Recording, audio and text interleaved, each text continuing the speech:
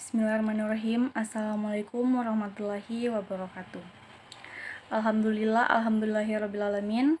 Wassalatu wassalamu ala asyrafil anbiya'i wal mursalin Sayyidina Muhammadin wa ala alihi washabihi ajmain, amma ba'd. Segala puji kita panjatkan kehadirat Allah Subhanahu wa taala yang telah memberikan kita kesehatan untuk bisa melakukan kegiatan perkuliahan secara daring. Salawat serta salam terlupa pula kita kirimkan kepada junjungan Nabi besar kita Muhammad Shallallahu Alaihi Wasallam yang telah membawa kita dari zaman kegelapan menuju terang benderang.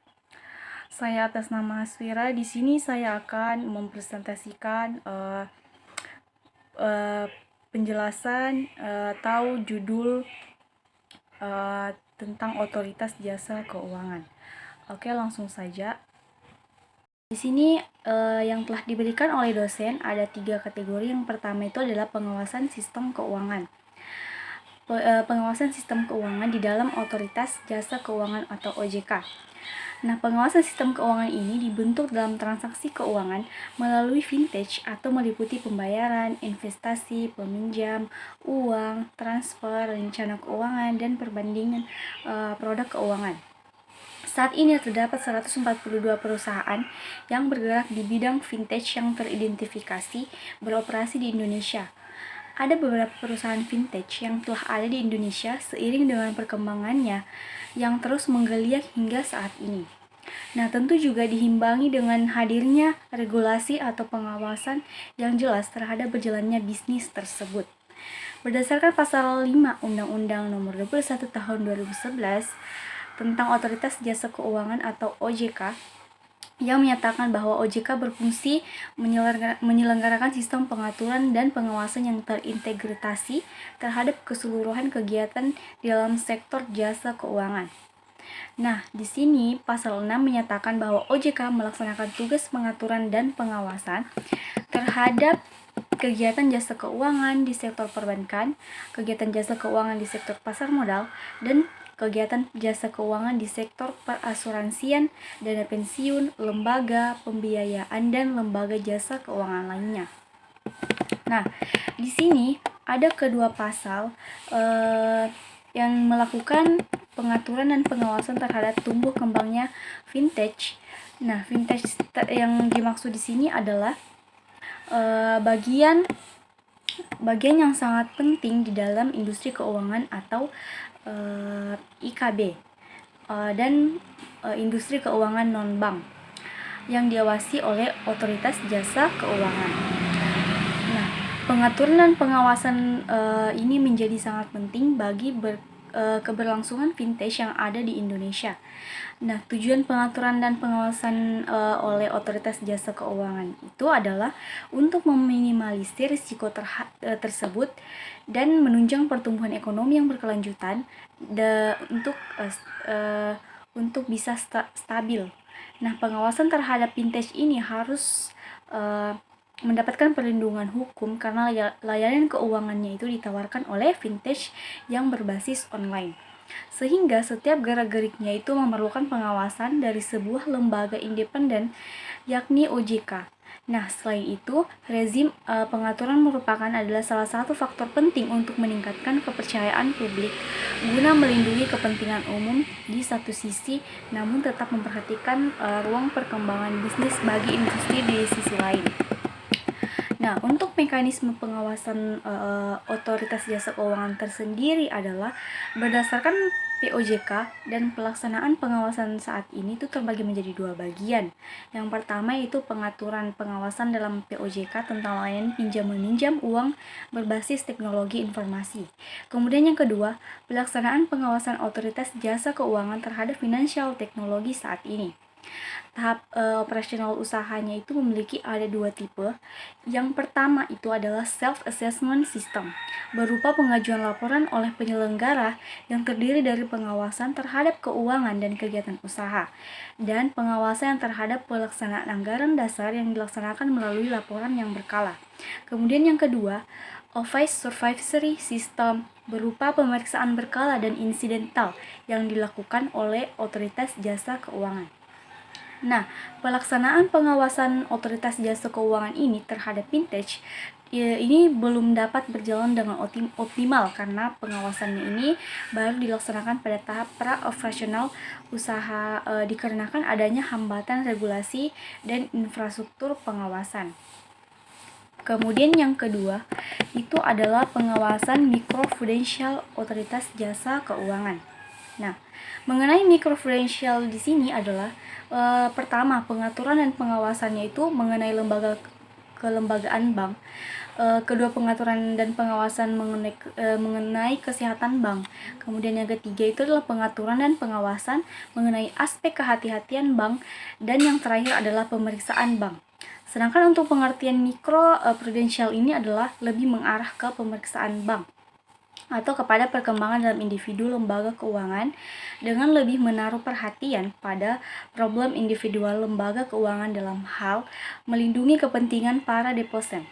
Tujuannya adalah untuk mencegah terjadinya krisis pada individu suatu lembaga keuangan yang dapat merugikan nasabah atau investor serta mencegah terjadinya risiko sistematik.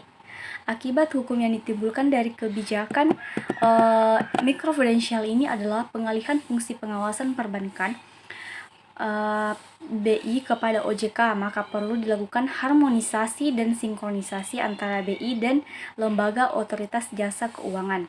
Selain itu, pemahaman mengenai mikroprudensial itu harus lebih jelas dan diberikan definisi secara jelas dalam Undang-Undang Otoritas Jasa Keuangan untuk menjamin adanya kepastian hukum, khususnya menyangkut masalah kewenangan. Nah, kewenangan sendiri di sini dalam lembaga otoritas jasa keuangan salah satunya itu adalah kewenangan terhadap pasal 7 dalam hal melaksanakan suatu tugas pengaturan pengawasan di sektor perbankan. Untuk pengaturan dan pengawasan mengenai kelembagaan bank sendiri, yaitu yang pertama, perizinan untuk pendirian bank, pembukaan kantor bank, anggaran dasar, rencana kerja, kepemilikan, kepengurusan, dan sumber daya manusia, merger dan konsolidasi dan akuisisi, serta pencabutan izin usaha bank. Kemudian yang kedua, yaitu ada yang namanya kegiatan usaha bank antara lain, sumber dana atau penyediaan dana, produk hibridasi, dan aktivitas di bidang jasa. Nah, untuk kewenangan yang lain mengenai pengawasan perbankan dalam hal pengaturan dan pengawasan mengenai kesehatan bank yaitu yang pertama, likuiditas, rentabilitas, solvabilitas, kualitas aset, rasio, kecukupan modal, minimum, batas maksimum pemberian kredit, rasio, pinjaman terhadap simpanan, dan pencadangan bank. Kemudian yang kedua, itu adalah laporan bank yang terkait dengan kesehatan dan kinerja bank. Yang ketiga, sistem informasi debitur. Yang keempat, pengujian kredit atau credit testing. Kemudian yang kelima, standar akuntansi bank. Adapun lingkup pengaturannya dan pengawasan makroprudensial, yakni pengaturan dan pengawasan selain hal yang diatur dalam pasal tersebut merupakan tugas dan wewenang bank di Indonesia. Dalam rangka pengaturan dan pengawasan makroprudensial, Otoritas Jasa Keuangan membantu Bank Indonesia untuk melakukan himbauan moral atau yang biasa disebut dengan moral suasion kepada perbankan. Nah, kemudian akibat hukum yang dapat ditimbulkan dari kebijakan mikroprudensial ini adalah pengalihan fungsi pengawasan bank dari Bank Indonesia kepada Otoritas Jasa Keuangan dan menimbulkan kontroversi yang panjang. Apabila Indonesia adalah negara yang industri keuangannya itu didominasi oleh industri perbankan, nah akibatnya hukum yang dibentuk setelahnya lembaga otoritas jasa keuangan itu mengakibatkan peranan Bank Indonesia dalam menjalankan tugasnya hanya sebatas fungsi independen sebagai bank sentral selaku otoritas moneter dan sistem pembayaran. Nah, kemudian di sini saya akan menjelaskan yang terakhir itu adalah pengawasan market conduct OJK atau otoritas jasa keuangan. Nah, di sini salah satu dibentuknya otoritas jasa keuangan atau OJK itu agar mampu melindungi kepentingan konsumen di sektor jasa keuangan. Untuk itu pada tanggal 26 Juli 2013 telah dikeluarkan peraturan otoritas jasa keuangan tentang perlindungan konsumen di sektor jasa keuangan. Tujuannya untuk menciptakan sistem perlindungan konsumen yang handal, kemudian meningkatkan pemberdayaan perlindungan konsumen sehingga mampu meningkatkan kepercayaan masyarakat kepada sektor jasa keuangan. Nah, pengawasan otoritas jasa keuangan ini merupakan payung hukum bagi pengaturan perlindungan konsumen di sektor jasa keuangan di Indonesia. Nah, untuk melakukan strategi perlindungan konsumen keuangan ini dicantumkan oleh otoritas jasa keuangan untuk jangka waktu misalnya 2013 sampai tahun 2027. Nah, di sini ada 4 pilar. Yang pertama, infrastruktur, kemudian yang kedua regulasi, kemudian yang ketiga market conduct, kemudian yang keempat edukasi dan komunikasi. Kemudian setelah dilakukan hasil penelitian atau riset menunjukkan bahwa pengawasan market conduct jasa keuangan ini ada 4 hal yang telah ditargetkan oleh otoritas jasa keuangan.